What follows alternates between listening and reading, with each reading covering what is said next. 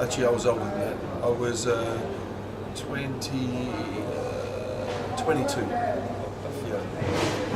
It was a friend of mine told me that he was looking for drummers, so I auditioned for him. I mean, really, it wasn't my kind of music. You know, I listened to jazz and I listened to funk and I played all kinds of music. I'd never tried to play real punk rock. So I saw it as an interesting challenge to me to try to play like that. So I went to the audition, I played as loud and as hard as I could for 2 songs, and he said, "Okay, great, you've got the job."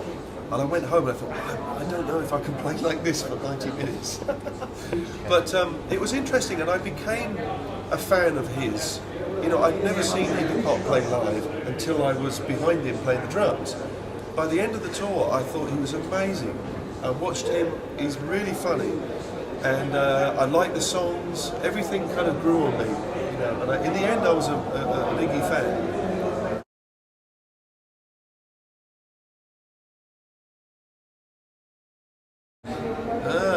The last film I saw, I think the last film I saw was called The King of Kong.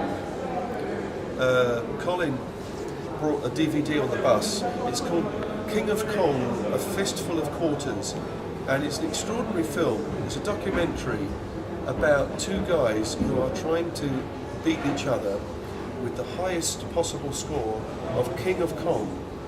Donkey Kong, you know, it's an arcade game from like 1981, and it's, you know, Super Mario with the King Kong, and it's quite an incredible film actually.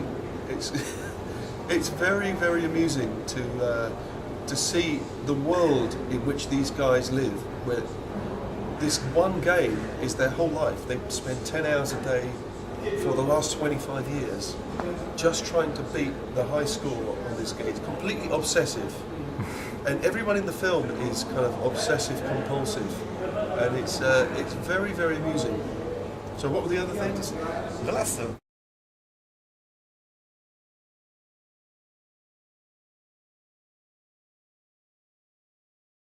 What do I like the most about music? I think the thing I like the most about music is the rare times where you feel a connection to your soul, you know, a real inner voice. I've been playing the drums all my life, since I was 6 years old, right? Probably I've played the drums more than anything else in my life, other than sleeping and breathing, right?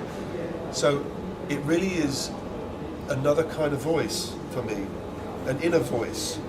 And sometimes, it only happens a few times a year, you feel like you're really expressing yourself through your inner voice. It's a kind of mystical kind of thing, a spiritual thing, I suppose. And you get in contact.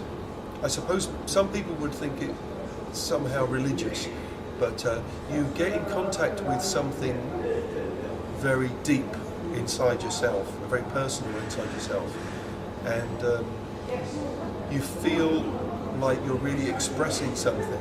Now maybe the people in the audience don't recognise it, but it's a personal kind of thing. You know, maybe some nights you have not such a good night, and the people in the audience love it. They say, "Oh, greatest concert I ever saw."